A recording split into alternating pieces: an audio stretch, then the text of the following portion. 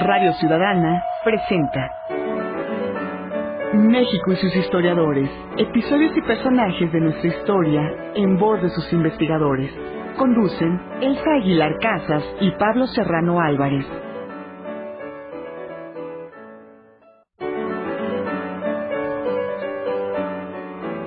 ¿Qué tal? Buenas tardes, les saluda Miguel Ángel Chávez a nombre del equipo de producción de México y sus historiadores, un espacio abierto para el saber histórico y la participación de usted que nos escucha.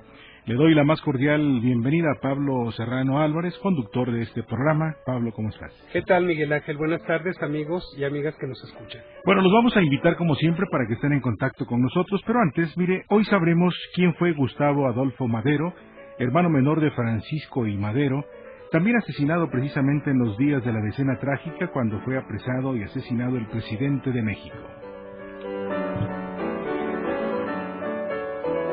Para conversar sobre Gustavo Adolfo Madero nos acompaña la historiadora Begoña Consuelo Hernández Lazo, como decía nuestro buen Pablo Serrano, conocida como Begoña Hernández. Le damos también la cordial bienvenida. Buenas tardes. ¿Qué tal? Buenas tardes.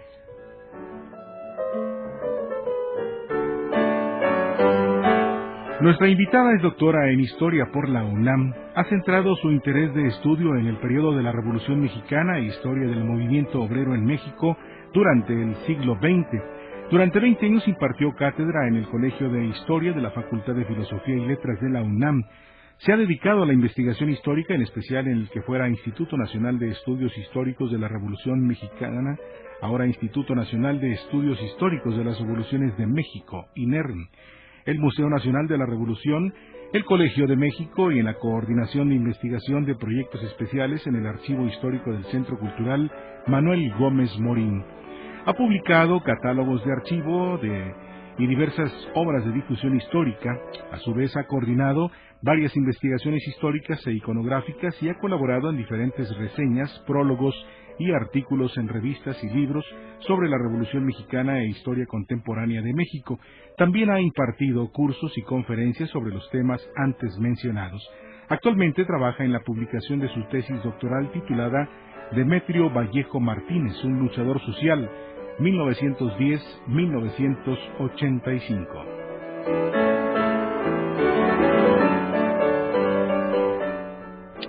Y bueno, antes de dar comienzo, amigos y amigas, los invitamos para que se pongan en contacto con nosotros. Sus comentarios, sus preguntas, su punto de vista, por supuesto, son bienvenidos. Y para eso tenemos, como siempre, las líneas telefónicas disponibles: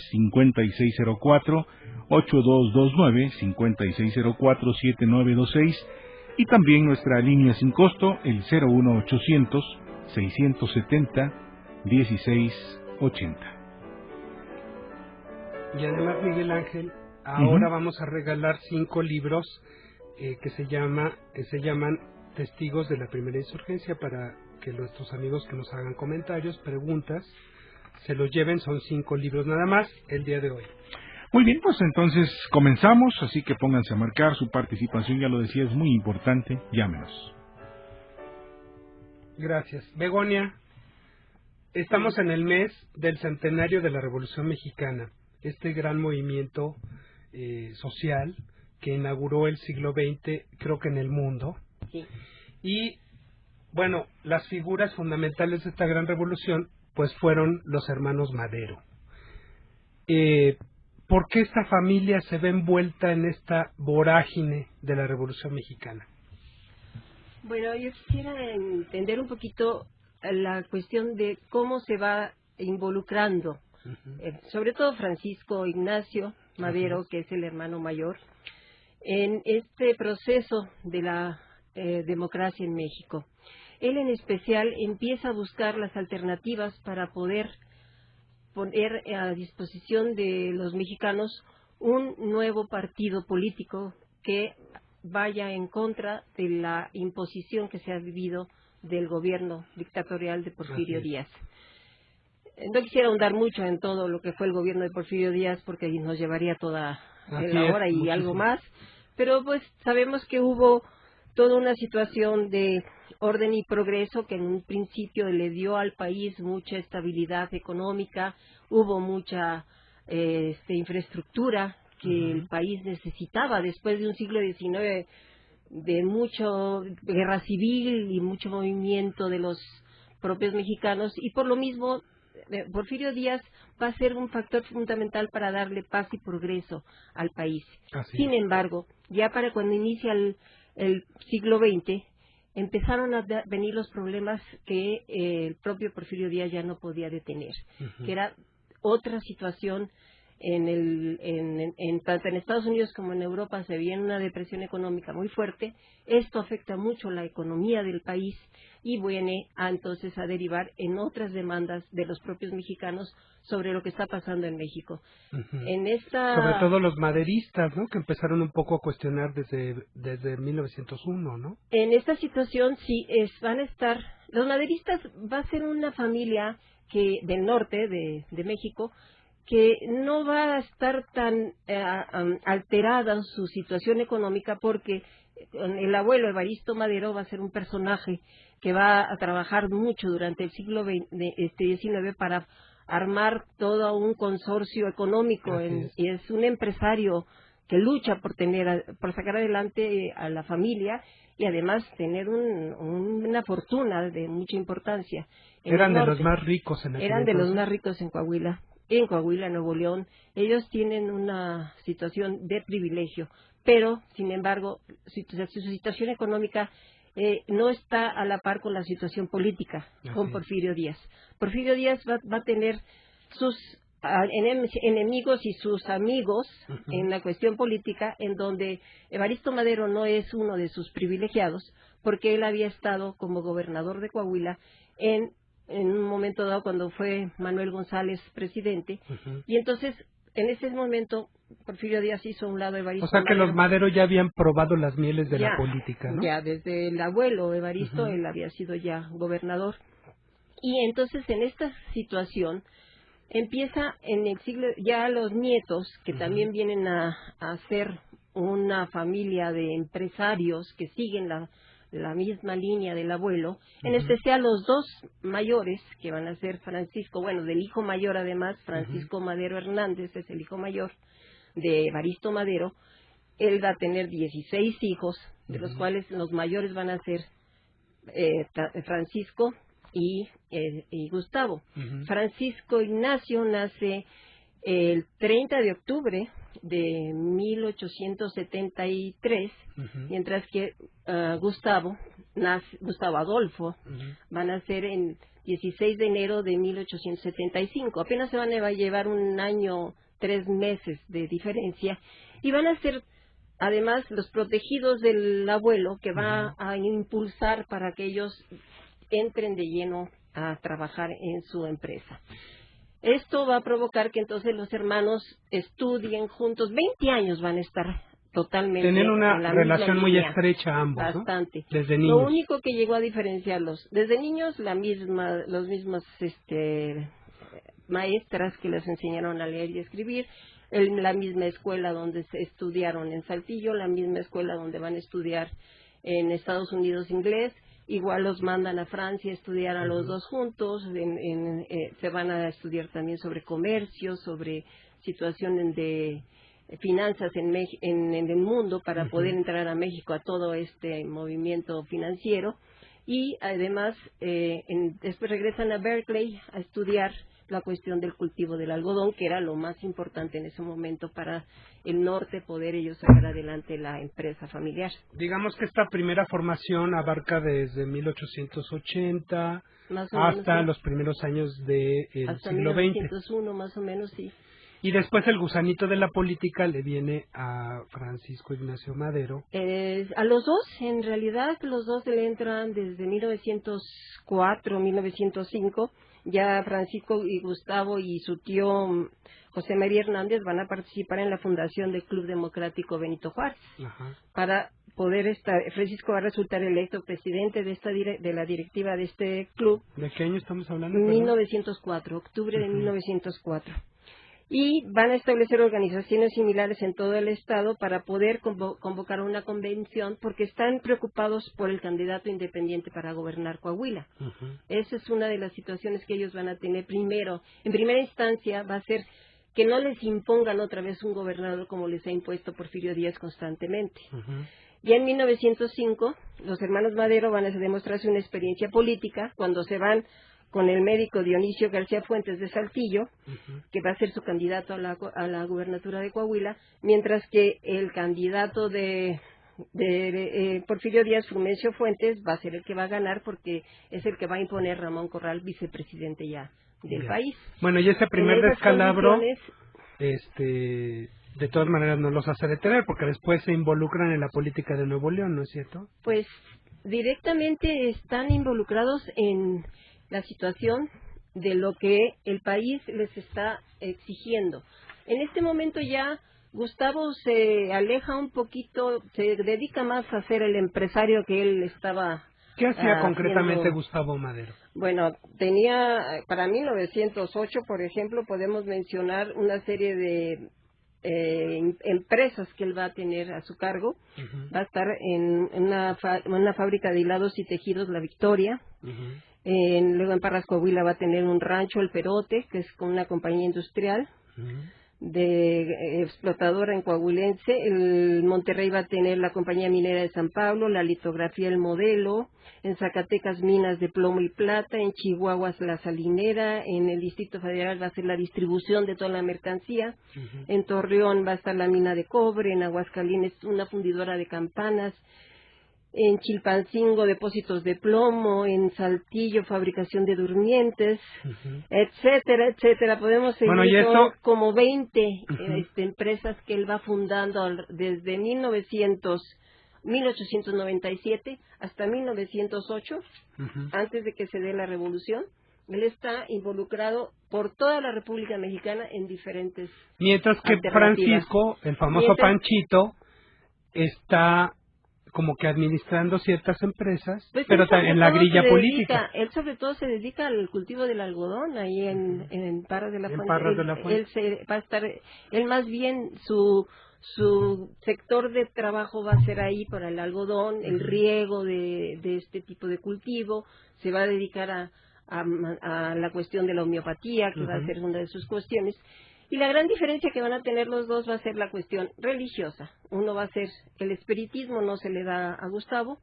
Gustavo es católico. Ya para entonces Francisco está en el espiritismo. Sí, ya. ¿Cuándo empieza a desarrollar eso? En Francia. Cuando él está en Francia, él empieza a leer a Allan Kardec y empieza a involucrarse en todo este movimiento oriental, se puede decir, sobre la cuestión filosófica, y empieza a tener su situación de tener la relación con espíritus y hacer estos contactos con diferentes espíritus. Cosa que desarrolla más y en otros lados. Hacia 1906, 1908. ¿Puede ser? ¿Que lo practica más el espiritismo? Pues lo va practicando a través de todos estos años, pero es el único de la familia. Pero ya cuando tiene contacto, porque creo que el contacto con los espíritus le costó algo trabajo, ¿no? Algo de trabajo. Es que él tiene un contacto en especial con un hermano que había muerto de pequeño, a los 7 años. Ya.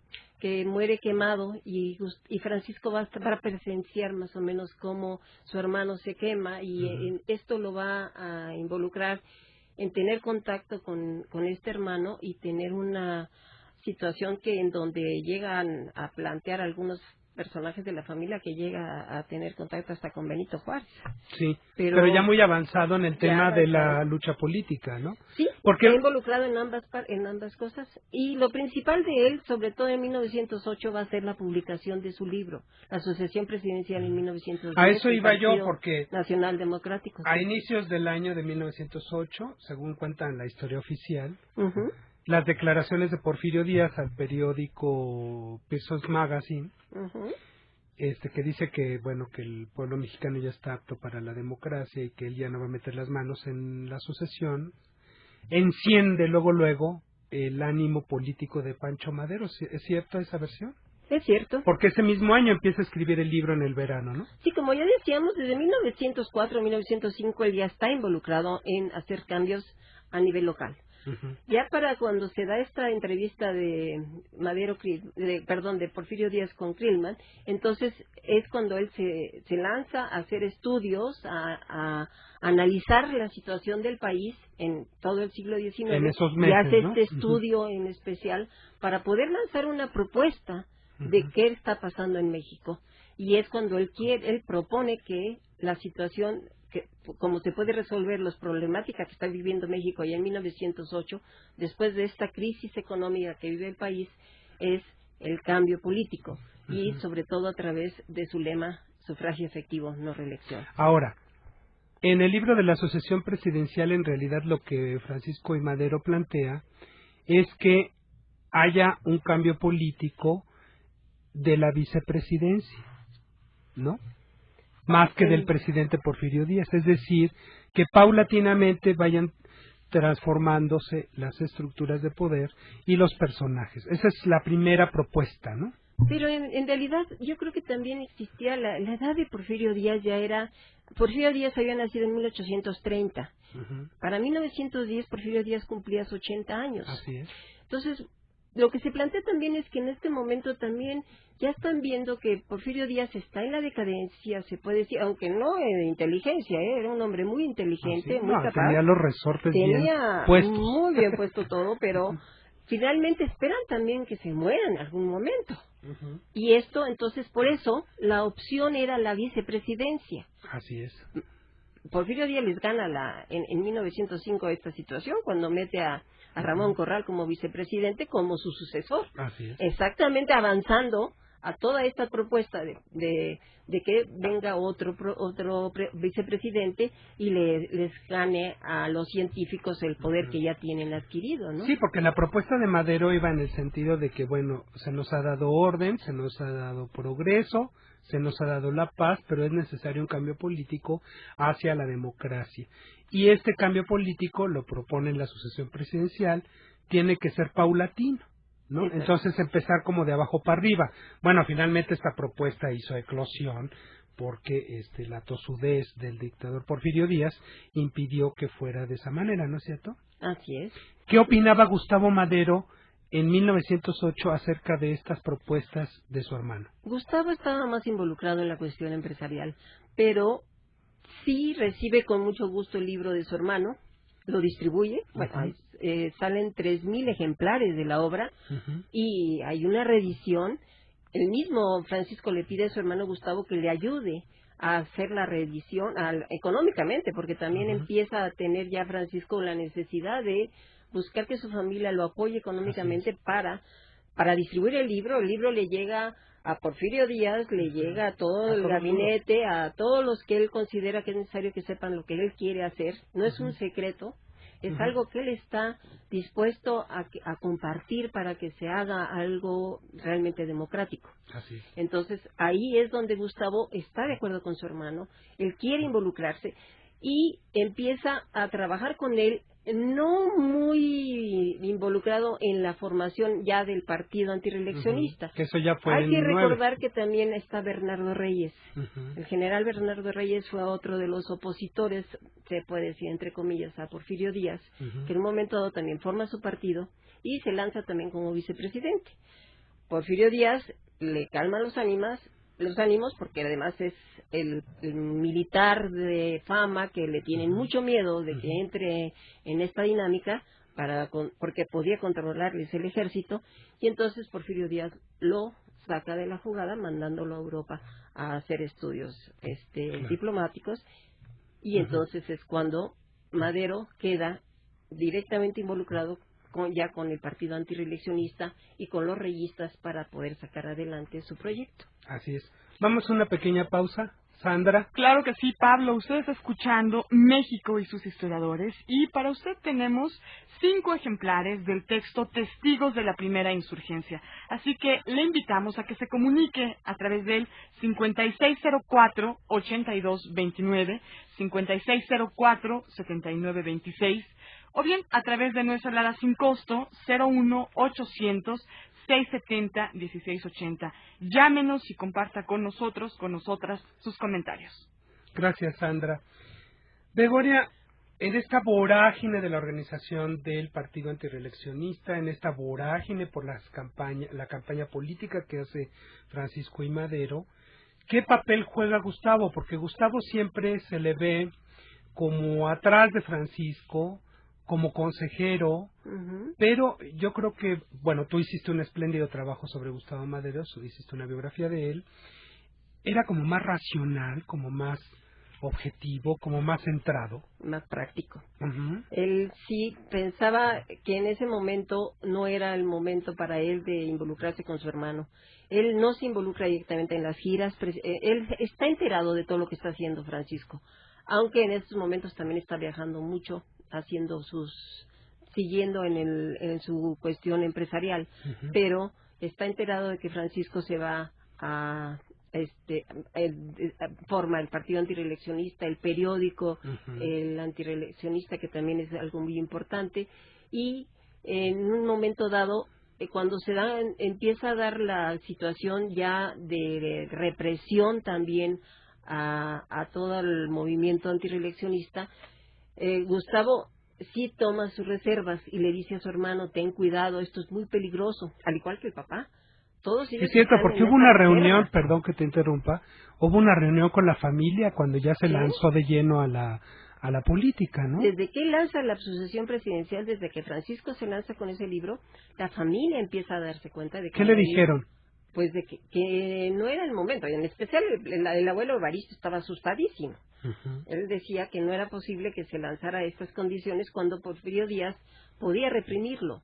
Sabían que la represión estaba a la orden del día y que entonces podían hasta eliminarlo en un momento dado. Eso era el Hay temor una de la carta familia. del papá, ¿no? ¿Sí? Donde le dice, pues eres un terco y esto te va a generar consecuencias, algo por el En un momento estilo. dado, cuando ya después de que se hacen todas las giras para formar los clubes antireeleccionistas y el partido antireeleccionista, para convocar a la convención en abril de 1910, que ya Madero está lanzándose como candidato a la presidencia y que es nombrado más bien candidato a la presidencia en esta convención de 1910, Gustavo lo felicita. Gustavo no está con él en ese momento, pero sí le manda un telegrama, lo felicita por el honroso nombramiento, mientras que su padre le dice: te felicito por el peligroso nombramiento. Ellos están con un temor todo el tiempo de qué le va a pasar a Francisco en estas condiciones. Claro. Y también pues sus intereses, qué va a pasar con nosotros cuando tú ya te estás lanzando todo esto, ¿no? Y viene la represión, obviamente, ¿no? ¿Cuál era la relación de los Maderos en esta etapa con Reyes? Porque No, Reyes está como en que Europa. es este coqueteo con los reyistas, pero como que sí, pero como que no. Después de que se va Reyes a Europa, cuando, como mencioné, Díaz lo manda, Díaz ¿no? De se comisión. deshace de él y lo manda de comisión a Europa, los reyistas se unen al antireeleccionismo. Todos en los 9. que habían, exacto, En 1909. plantean la posibilidad, entonces, esa es su alternativa, puesto que Bernardo Reyes los deja colgados, en pocas palabras. Así es. Entonces ellos ven en Madero la alternativa para poder salir adelante. Si en un momento dado, en alguna manifestación, según platica Francisco Madero, están los reyistas y tenían una identificación de un clavel rojo. Y dice Madero, y vi cómo todos los claveles rojos eran lanzados y pisoteados porque Reyes ya los había abandonado. Entonces ahí es donde se fortalece además el propio partido, el partido antireeleccionista, con gente de Reyes, y empieza a formarse toda esta situación del partido antireeleccionista, en donde van a lanzar a Madero como candidato a la presidencia. Bueno, y después vienen estas famosas campañas que en algunos puntos fue exitoso, en otros no, pero no se le ve a Gustavo ahí. No, ¿Por Gustavo qué? no está ahí. Mucho se puede plantear de las cartas que tienen Gustavo y Francisco, es que Gustavo le está pidiendo, Francisco le pide constantemente a Gustavo el apoyo económico. Pídele al tío Ernesto que nos apoye con 1,000 pesos. Pídele a las hermanas que nos den para sostener esta gira. Finalmente Madero está dando su propio capital para este proyecto político y pide a la familia que lo apoyen. La familia está escéptica, pero Gustavo es el que va a decirle: yo te apoyo. Y está en las manifestaciones, él le organiza manifestaciones en Monterrey, en donde él puede estar, él está con su hermano, pero no está involucrado así de ir a la... O sea, en esta etapa, Gustavo no es operador político como No. diríamos ahora. No, no lo es, en ese momento no. Él se involucra ya, en un momento dado, Gustavo, es más, llega el momento en 1910 en que Francisco está en la cárcel en San Luis Potosí después de toda esta represión que se viene en contra de él por las manifestaciones que ellos y todos los discursos que dan en contra de Porfirio Díaz, y esto provoca a Porfirio Díaz lo mande a la cárcel. Además, porque se vienen las elecciones, y este es el fraude electoral realmente. Francisco Madero está en la cárcel cuando se da las elecciones. Que es cuando Francisco Ignacio Madero rompe con su idea de luchar más bien por la vicepresidencia, ¿no? Sí, definitivamente. Cuando dice, Porfirio Díaz es un terco, no hay nada que hacer, y esto implica pues una confrontación que vamos a ver en las urnas, ¿no? Exacto. Y realmente él ya no está pensando en esta vicepresidencia desde el momento que el partido antireeleccionista lo lanza a él como candidato a la presidencia y a Francisco Vázquez Gómez a la vicepresidencia. Ya en esta gira en donde ya en San Luis Potosí lo toman preso, él ya está como candidato a la presidencia y por eso es el temor de Porfirio Díaz. Porfirio Díaz había eliminado a Bernardo Reyes, pero Madero va a tener un apoyo del pueblo que no esperábamos. Un apoyo popular impresionante. Ya no lo puede detener Díaz y lo único que le queda es el fraude electoral. Claro, bueno, lo apresan y luego viene la escapatoria y luego viene el plan de San Luis, que finalmente el plan de San Luis es, digámoslo así, como el gran llamado a la revolución, a estallar la revolución el 20 de noviembre, que además dicen que no se escribió en San Luis, sino que se escribió en Estados Unidos, en San Antonio, y con ese llamamiento pues empezamos con la etapa de la emergencia revolucionaria. Vamos a una pausa y volvemos. ¿Cómo no? Gracias. Estamos completamente en vivo, transmitiendo a través de Radio Ciudadana en el 660 de amplitud modulada y en www.radiociudadana.imer.gov.mx. Le invitamos a que nos llame a través del 5604-8229 o 5604-7926. También esperamos sus llamadas a través de nuestra alada sin costo si nos escucha al interior de la República Mexicana. 01800-670-1680 es el número, y hoy tenemos para usted 5 ejemplares del libro Testigos de la Primera Insurgencia. Volvemos. México y sus historiadores, un espacio abierto para el saber histórico y la participación de usted que nos escucha. Jueves, 6:60 de AM, una estación del Instituto Mexicano de la Radio. XEDTL, Radio Ciudadana, transmite con 50.000 watts de potencia desde el primer piso de la torre de radiodifusoras. Mayorazgo 83, Colonia Joco, Delegación Benito Juárez. Código postal 03330. Radio Ciudadana, todas las versiones. Los regalos más significativos son los que vienen del corazón. En tus manos está la posibilidad de dar regalos perdonables para niños y comunidades en pobreza. Únete a Visión Mundial y comparte con nosotros la gran satisfacción de cambiar vidas. Visionmundial.org.mx 1500-2262. En esta temporada tú eres parte del cambio.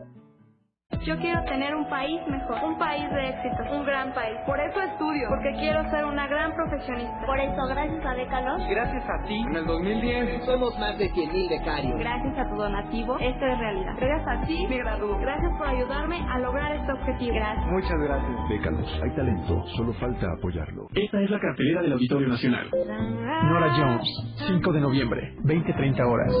Cito Páez, 6 de noviembre, 20 horas. Concierto por Veracruz. Amigos unidos por la música. Con la participación de más de 10 artistas en el escenario. Martes 9 de noviembre, 19:30 horas. Mónica Naranjo. Adagio Tour. 10 de noviembre, 20:30 horas. Transmisión en vivo, en alta definición, de la temporada de ópera 2010-2011. Vía satélite desde el Metropolitan Opera de New York. Donizetti, Don Pascal. 13 de noviembre, 12 horas. Esta es la cartelera del Auditorio Nacional. La ley antisecuestro aprobada por el Congreso de la Unión es un paso decisivo en contra de este grave crimen. Son 70 años de cárcel a los asesinos de sus víctimas. Se cancelan las preliberaciones. Aumentan las penas hasta 50 años si los involucrados son policías, militares o se ostentan como tales. Si tienen parentesco o amistad con los afectados. Estos son derechos de los mexicanos. Cámara de Diputados, 61ª Legislatura. Radio Ciudadana, 660 AM. México y sus historiadores, voces expertas para dar respuesta a todas tus preguntas sobre nuestra historia. Jueves, 6:60 de AM, una estación del Instituto Mexicano de la Radio. Estamos de regreso y hoy en México y sus historiadores, bajo la conducción de Pablo Serrano Álvarez, estamos conversando con Begoña Hernández y Lazo sobre Gustavo Adolfo Madero. Y antes de retomar nuestra conversación, los invitamos a leer, como cada semana, a partir de mañana, los expedientes digitales INERM en la página electrónica que usted ya conoce, www.inerm.gov.mx. Y en esta entrega le ofrecemos El nacimiento de Francisco I. Madero, de Pablo Serrano Álvarez, así como Movimientos precursores de la Revolución Mexicana, de Angélica Vázquez del Mercado. Así que no se los pierda, búsquelos en www.inerm.gov.mx. Gracias, Sandra. Fíjese que estoy contento el día de hoy porque me dieron una noticia antes de salir del instituto de que se había publicado un libro que ya lo vi, que se llama Cronología de la Revolución, que tuve la fortuna de coordinar junto con mis colegas, amigos del INER, como Elsa Aguilar, Carlos Betancourt, Luz Elena Mainero, Angélica Vázquez del Mercado, Edgar Rojano, ¿quién más? Roberto Espinosa, bueno, Rafael Hernández Ángeles, y que son pues mis amigos y colegas en el instituto, en el área de investigación. Y bueno, esta cronología tiene la intención de revisar los hechos y acontecimientos más relevantes del periodo de la Revolución, de 1910 a 1917, y próximamente vamos a hacer escándalo para que lo adquieran allá en el instituto, y a ver si podemos hacer alguna presentacioncita sobre este libro. Eso por un lado. Por el otro, pues fíjense que la próxima semana, el miércoles 10, va a haber foro académico, va a ser el penúltimo de este año, que va a ser sobre la abolición de la esclavitud a 200 años de este momento en que se abole la esclavitud, y van a participar 3 historiadores nobles como David Guerrero, como Salvador Méndez Reyes y Miguel Ángel Fernández. Va a estar bueno, acompáñenos el próximo miércoles 10 a las 18 horas, allá en las instalaciones del instituto, pues para pasar una tarde amena conociendo algo de esta historia de 200 años. Begoña. Sí. Después se viene la revolución. Se viene la revolución. ¿Y qué postura tiene el pobre de Gustavo? Digo pobre porque ya, Begoña, ya le dije ahorita en la pausa, que nos tiene que contar el gran sacrificio de este mártir de la revolución que fue Gustavo Amadero, que pocas gentes saben cómo murió este personaje. Bueno, viene la revolución, viene 1911. Viene desde 1910 ya Gustavo Madero, entonces ya se involucra con el hermano cuando se tiene que ir a Estados Unidos porque ya su fortuna va a ser incautada por todavía el régimen porfirista. Viene la revolución en 20 de noviembre, estalla la revolución en puntos muy estratégicos, no es una explosión así de como esperaban, de que fuera por todos lados. Sí empieza una revolución, pero con muy pocos integrantes, pero se empieza a formar todo el foco para poder avanzar, sobre todo en el norte de la República. Y es cuando ya Francisco Villa aparece, Pascual Orozco, todos los que están involucrados en este movimiento empiezan a hacer todo un proceso que va a ayudar al movimiento maderista. Así. Pero Madero todavía intenta entrar a México con el 20 de noviembre, pero se da cuenta que no tiene todavía la fuerza y se tiene que regresar a Estados Unidos. Ahí ya está involucrado Gustavo, sobre todo consiguiendo armamento. Fíjate. En ese momento... Como que de espectador aparece más activo. Sí, pero va a ser un personaje que en la revolución no va a tomar las armas, pero va a ser el que da las armas al pueblo, y eso es lo importante. Claro. Él consigue dinero, Madero inmediatamente le dice, tú vende las acciones de tal empresa que yo tengo todavía, que podemos adquirir dinero, y te vas a Nueva York a conseguir armas para poder esto sucedió financiar esto. Prácticamente en 1911. Fines de 1910. Ya en diciembre de 1910 están ellos en Estados Unidos viendo qué está pasando, porque de repente sí están escépticos y dicen, no, ya nos vamos a Europa, toda la familia, porque no es posible, esto no se va a dar.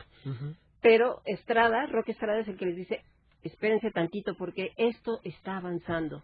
Y es cuando empieza la revolución, sobre todo también empiezan a ver que en el sur hay elementos que se están también sumando al movimiento.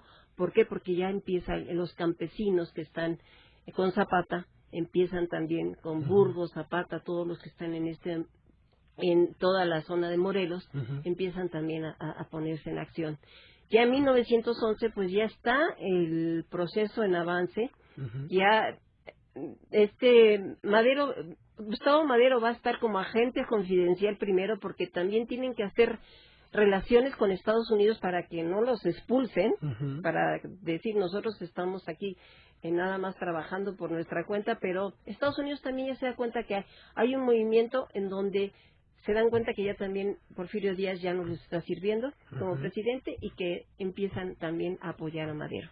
Y es por eso que es posible que Madero pueda transportar las armas de Estados Unidos a México, y Gustavo se dedica a como agente confidencial primero y después como agente financiero de la revolución. El papel de él va a ser financiar la revolución, que no es un papel nada fácil. Claro. Porque y desde Estados Unidos, porque se fue de Coahuila. Sí, no, ellos no pueden regresar a México. Y sobre todo Gustavo, ahí es su lugar. Él está... Él consigue dinero para comprar armas y mandarla a los revolucionarios.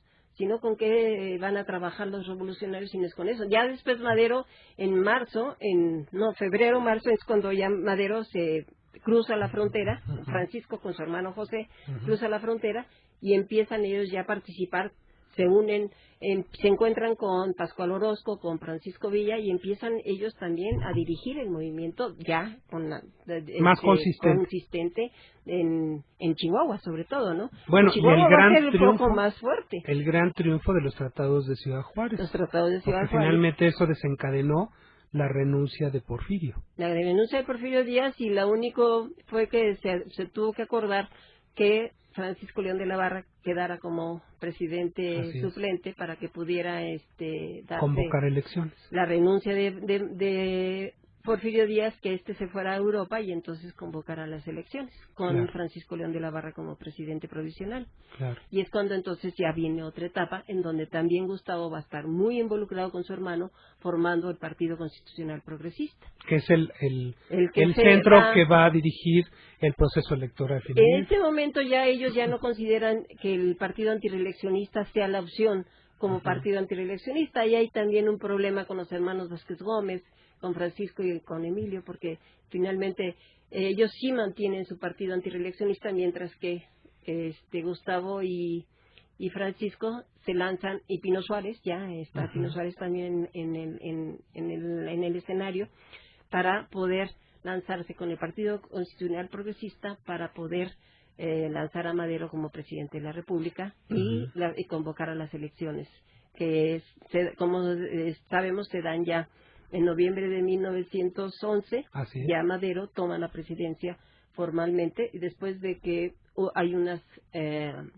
se convoca a estas elecciones, ya hay una participación ciudadana que no se había dado en muchos años, ¿no? En mucho tiempo después de... nos estamos saltando mucho la historia, amigas y amigos, porque el centro de atención de esta historia pues es don Gustavo, ¿verdad? Exacto. A partir del gobierno de Madero, de Francisco, de Panchito, se integra Gustavo intensamente al gobierno de su hermano, ¿no? No entra al gabinete, él no quiere formar parte del gabinete, él está muy interesado en mantener también la cuestión económica de la familia, ya regresa también, ya bueno, con su hermano, con el triunfo que ellos tienen, pues obviamente la familia Madero regresa triunfante también a su cuestión económica, a sus empresas, a todo lo que le había incautado el gobierno porfirista.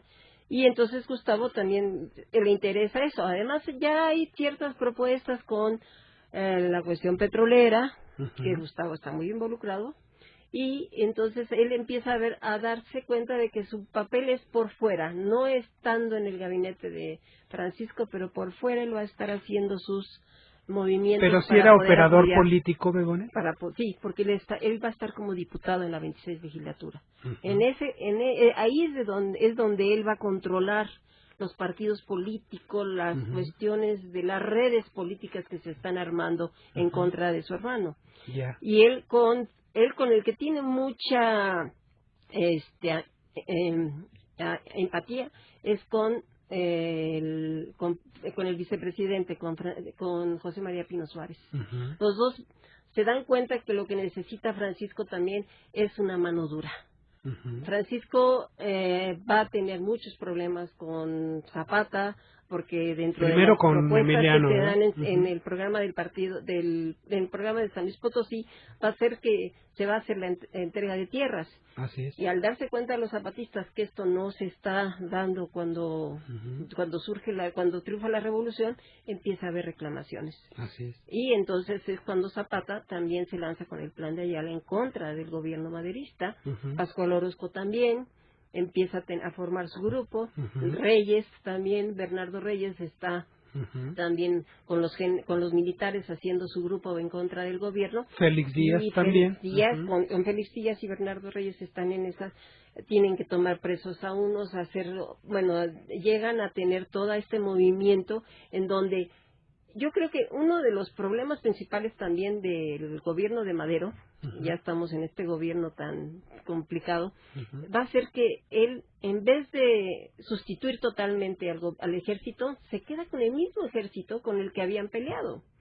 En vez de quitar al ejército federal, por lo menos a los mandos, ¿no? Es el mismo ejército que se va a quedar en su gobierno. Y entonces ahí es donde tiene el enemigo en casa. Claro. Y es por lo que se va a empezar a tener toda esta situación difícil que Gustavo está viendo desde fuera. Él desde fuera le dice, te están dando ya problemas los militares. Y él dice, no, yo estoy controlando todo esto, va a salir poco a poco, vas a ver. En una primera fase, Begoña, Gustavo, ¿qué opina de todos estos opositores que están ahí conspirando contra el presidente Madero? ¿Qué opinaba de Zapata, por ejemplo? Él estaba de acuerdo en la posición, en que había una demanda de los campesinos que era real y que era necesario resolverla. Pero recordemos que ellos eran hacendados. Ellos veían, ahora sí que los toros desde su barrera, ellos veían que no era posible regresar la tierra a los campesinos en la forma en que se estaba solicitando, porque para ellos era afectar hasta amigos de ellos que eran hacendados. Entonces, era todo un dilema que tenían que resolver, sí, viendo cómo irlos manejando para poder poco a poco resolver, sin entrar enemistarse con los hacendados, poder resolverle a los campesinos. Y esto era una situación muy conflictiva realmente. ¿Le advirtió a su hermano sobre la conspiración de Félix Díaz, Bernardo Reyes, Orozco? Bueno, él no exactamente le advirtió, él la veía, las enfrentaba más que advertirlas. Él enfrentaba todas estas, sobre todo las manifestaciones. También aquí entra un proceso que es interesante cuando él con Pino Suárez forman el garrote, lo que era los golpeadores que en un momento dado llegan a formarse para calmar a los manifestantes en contra del gobierno maderista. Y también eso le crea a Gustavo muchos enemigos. Sí, porque cierta historia oficial dice que Gustavo, además de operador político, era pues alguien que organizaba ciertas huestes para golpear a los opositores. ¿Es cierto esto o no? Sí, sí, es cierto. Él considera que a través de estos grupos que se forman era la forma en que podían controlar toda la manifestación, toda la oposición que se le viene a Madero. Al mismo tiempo que Madero, al lanzarse con el programa con el plan de San Luis, al abrir las puertas para que haya democracia, para que la gente se manifieste, para que se cambie la situación en México, al mismo tiempo le es muy difícil resolver todo en 3 días. Así es. Esa era la situación, era que necesitaba tiempo. Ahora, también no solamente eso, tiene a la prensa también en su contra. Él empieza a darle demasiada apertura a la prensa, que todo el mundo puede opinar, que todo el mundo puede decir lo que quiera de él, y esto pues, le causa una imagen negativa. Entonces por ahí es por donde él empieza a perder adeptos también. Al propio Gustavo Madero le dicen ojo parado, porque Gustavo de pequeño había perdido un ojo cuando le dieron un pelotazo jugando, y entonces por eso le decían el ojo parado. Y era alguien a quien empezaban a ver como el hermano negativo, ¿no? El hermano, ahora sí que, como diríamos ahora, el hermano incómodo, que en un momento dado empieza a causar problemas, no al gobierno bueno, sí, al propio Francisco, porque en un momento dado Francisco le dice, ¿sabes qué? No quiero que estés ni siquiera en México, lo va a lanzar, lo va a mandar de embajador a Japón para que se... Como a inicios del 13 ya, ¿no? Sí, a inicios del 13 él se va a ir, y él está tomando el tren para irse a Japón cuando estalla la decena trágica. Y entonces es cuando él se regresa, se baja del tren, según dicen en la delegación Gustavo Madero, es donde él se baja del tren para poder regresarse a apoyar a su hermano en el movimiento que se está dando ya en la decena trágica. Bueno, ¿y qué postura tenía Gustavo en la legislatura? ¿Tú revisaste todas sus intervenciones y todo? Él en realidad apoya a otros para que intervengan. Él es como que el que maneja que no era como... los hilos. No tenía la capacidad política de decir discursos o de manifestarse en esa forma. Pero él era capaz de decir, a ver, que está en la oposición nos está molestando, vamos.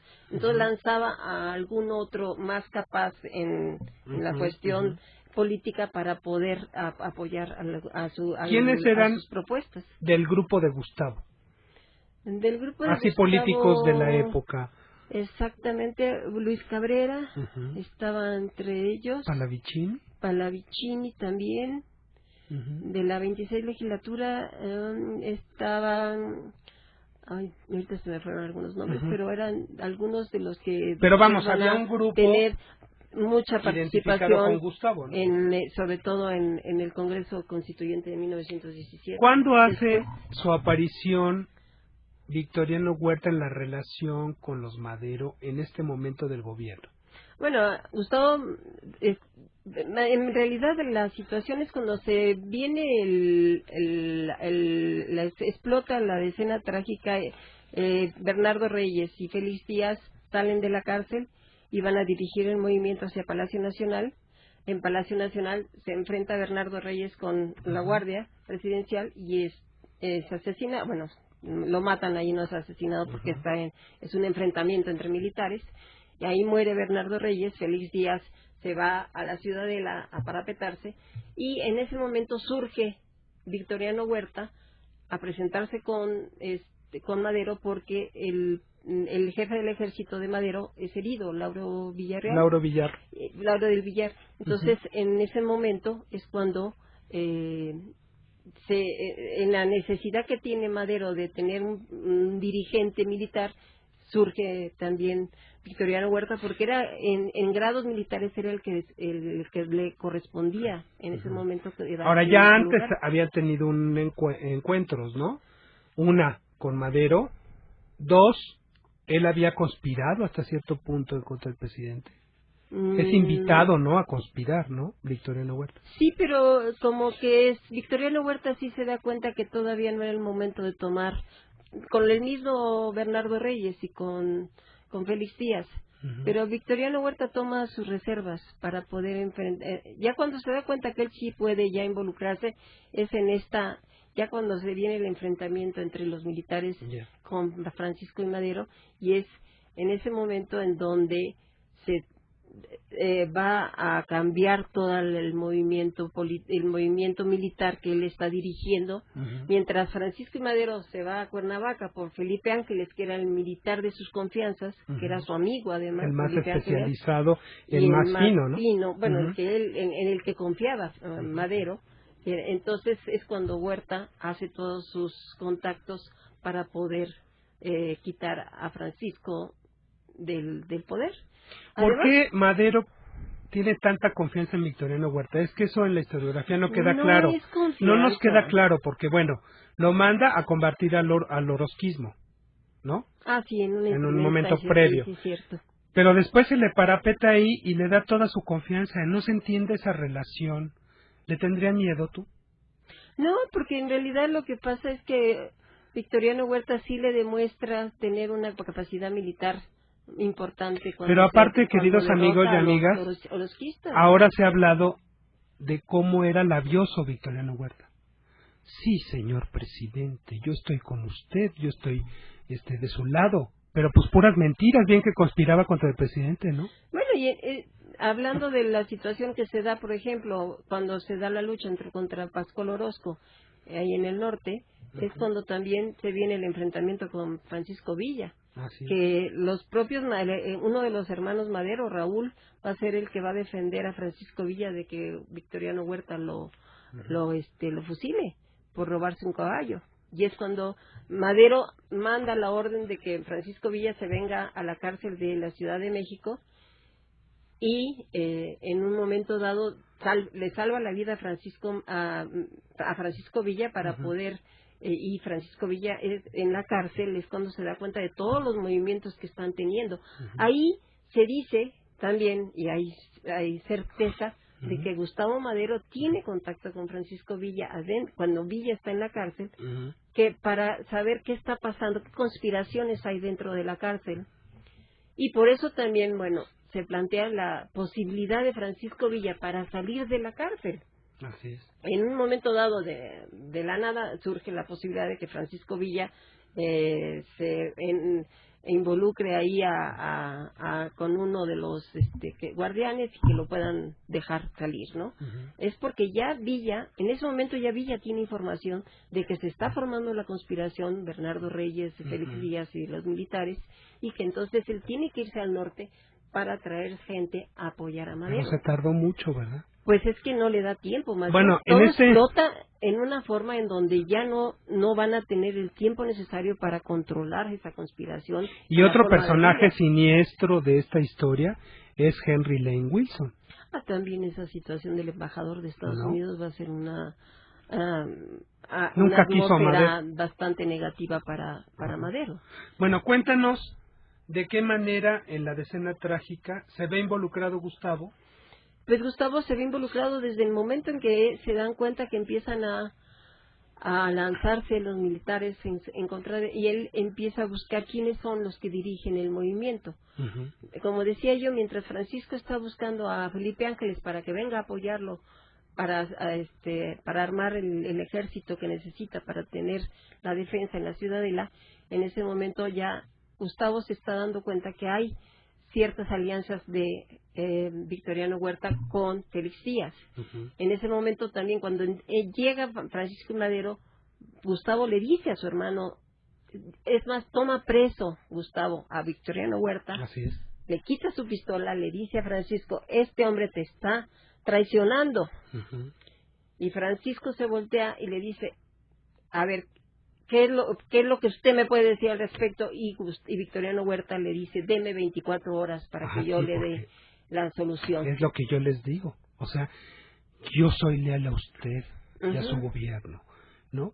Así es. Deme 24 horas para eliminar esta revuelta, pero pues estaba metido hasta el queso. Sí, para eliminarlo a él, elimina finalmente elimina a Francisco y Madero, el Victoriano Huerta. En esas 24 horas es cuando llaman a un restaurante a Madero, a Gustavo, y es cuando Gustavo va a ser apresado y llevado a la Ciudadela, y ahí va a ser cruelmente asesinado. Gustavo. Bueno, lo cita en el restaurante Gambrinus para atenuar un poco el conflicto, ¿no? No, ahí hay una comida para celebrar el nombramiento de otro militar, en donde va a ser invitado Gustavo.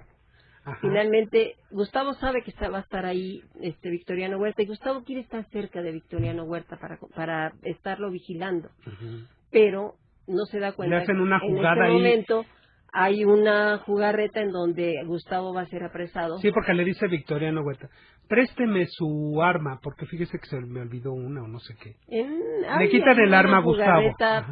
Se sale Victoriano Huerta y después entra un piquete de soldados que lo apresan. En ese momento lo van a apresar lo van a meter en un cuarto de ahí del restaurante Gambrinus para después llevárselo a la Ciudadela. Mientras, al mismo tiempo que está pasando eso, es cuando están apresando a Madero, a Francisco al Madero presidente y al vicepresidente. Y a José María Pino Suárez en Palacio Nacional. Y entonces ellos ya se quedan en Palacio Nacional, y Gustavo es el día 18 de febrero del 13, cuando ya Gustavo lo llevan a la Ciudadela, ¿no? Sí, va a estar en la Ciudadela. Como yo decía, Gustavo se había hecho de muchos enemigos, no lo querían, y los soldados están como amonestados para ser crueles con Gustavo. En ese momento le pican el ojo que tiene. Bueno. Para la familia es todo. Y además esto, amigos, en un monumento, en un monumento que seguramente muchos conocen, que es en el monumento a Morelos, ahí en la Ciudadela. Ahí va a ser enterrado. Ahí es donde pues lo golpean terriblemente, le pican el ojo bueno, en fin. Lo dejan ciego, y prácticamente lo entierran ahí, ¿verdad? Lo entierran ahí. Sí, lo entierran. Hay una foto. Ahí quitan la tierra y abren para poderlo enterrar.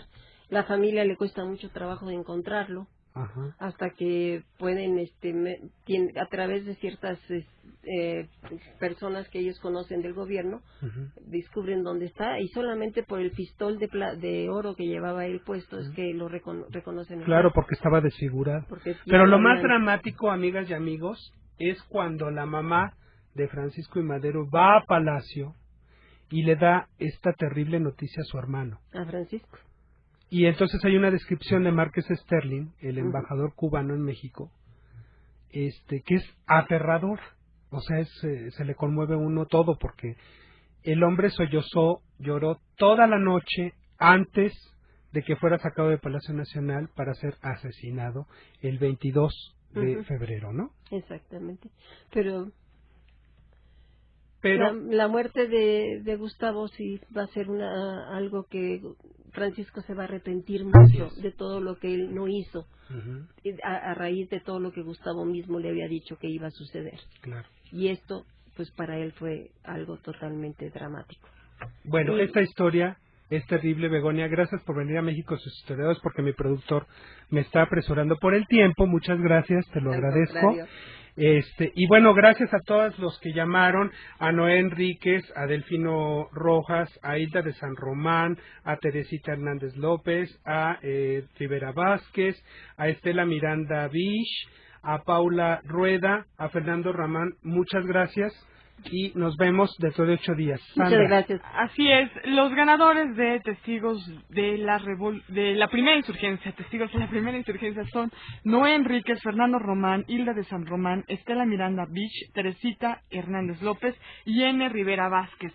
Bueno, pues esta fue una producción de Radio Ciudadana, 660 amplitud modulada, enlace y coordinación INERM, Salvador Castro, operación técnica Manuel Compatitla. Soy Sandra Vázquez, buenas tardes.